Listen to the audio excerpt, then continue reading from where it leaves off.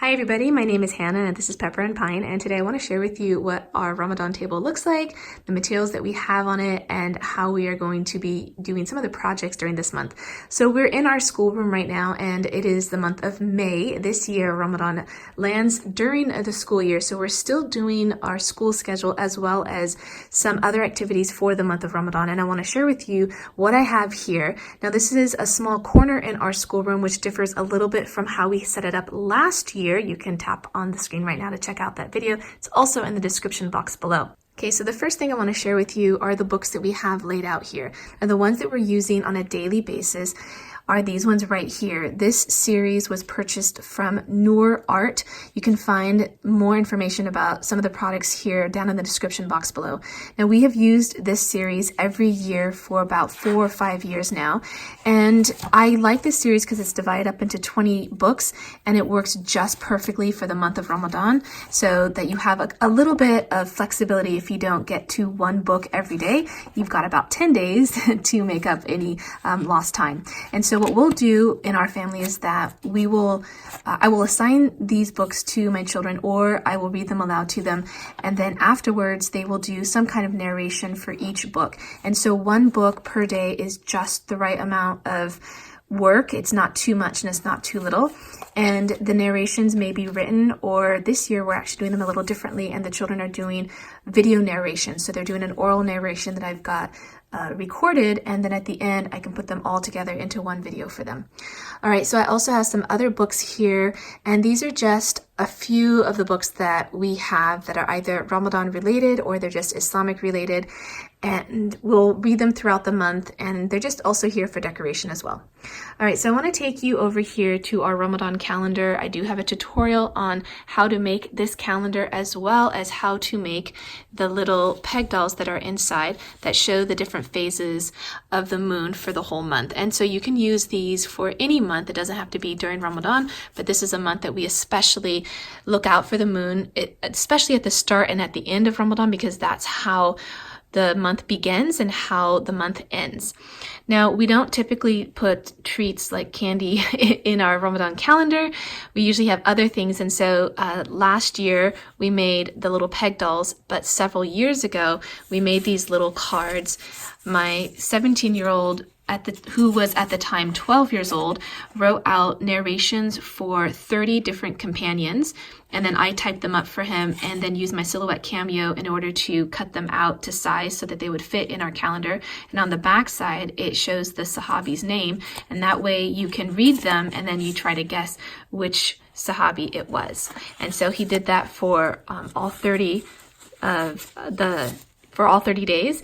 And this has been a really great addition that we have in our calendar all the time. It's a great educational activity.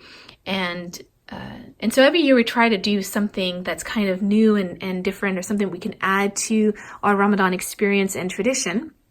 So next I want to take you to our Ramadan moon. So we still have like a moon theme going on here. And this is new for this year. And you can see that it says Ramadan moon on this side, but really when it comes to the phases of the moon, it could be any time of year.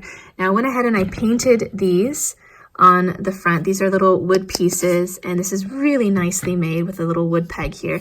And on the back side, I went ahead and I put the same or similar moon with the name of that phase, so it's on the back side. So you could have like all of them hanging and then just identify which moon you're in, or you could just hang them up as the month progresses. We've got some decorations above, and then a couple other things here. We have a couple of lanterns, and then this I made several years ago. It's called Ramadan Blessings in a Box, and inside are 30 little cards that have a different Ramadan activity that you could do one every day during Ramadan. And then I just printed them up and cut them down, and they are in this little box. Now we have probably done all of these activities multiple times over the years since I made this project, which was many, many years ago.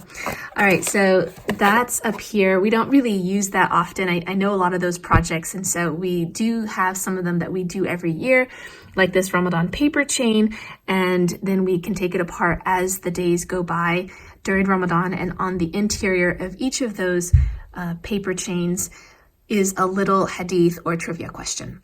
Okay, so new for this year as well is this little wooden tile piece here that I wood burned into it, and it says today is, and then we can put our little peg doll to show the phase of the moon, and it says the day underneath. And then we can just replace it at the end of the day or the following morning, and then we can come to our next one and then place that down, and then you can kind of just see the phase of the moon, which really rapidly changes throughout the month.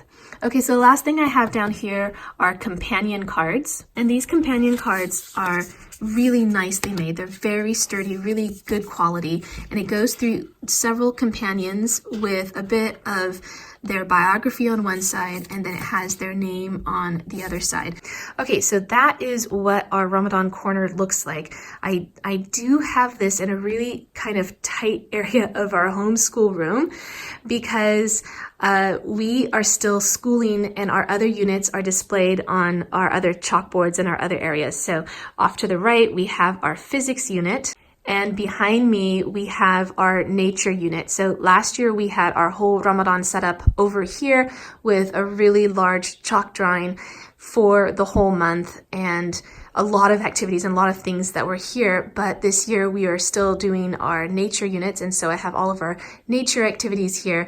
And that's why our Ramadan corner is a little bit smaller this year. Okay, so I hope you enjoyed our look at our Ramadan table. I would love to see what yours looks like. You can find me on Instagram at Pepper and Pine and share your photos with me there.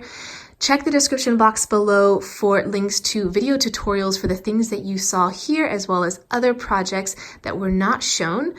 And you can find more pictures on my website at pepperandpine.com. And if you want to see how our Ramadan is progressing on a daily basis, you can find me on Instagram at Pepper and Pine.